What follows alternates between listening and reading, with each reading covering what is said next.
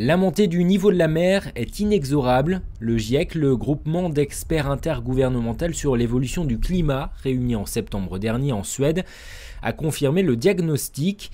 D'après les schémas, toutefois, l'élévation du niveau des océans n'est pas uniforme.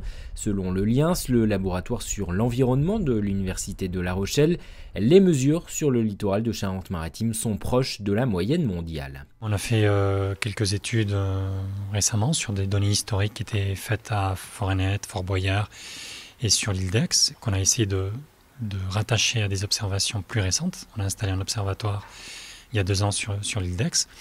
Et ce qu'on observe, c'est que le niveau de la mer monte finalement avec le taux moyen qu'on observe de manière générale, c'est-à-dire 1,7, 1,8 mm par an.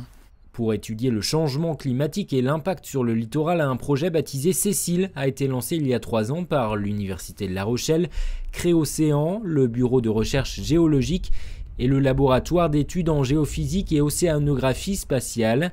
Selon les scientifiques, les littoraux exposés comme les côtes rétaises seront impactés à l'avenir par les effets du vent et de la houle, mais ce sont les zones plus protégées comme Oléron ou le bassin de Marennes qui seront les plus touchées par la hausse du niveau des océans. Une zone littorale qui est à peu près en équilibre à un instant T peut s'avérer profondément affectée par une surélévation du niveau marin et de nouvelles zones seront à ce moment-là sujettes à l'action de ces petites vagues, de ces résidus de vagues.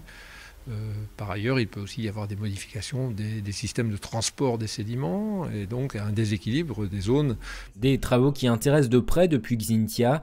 L'association Les Amis du Littoral d'Angoulins vient d'organiser une conférence pour informer les habitants sur le sujet.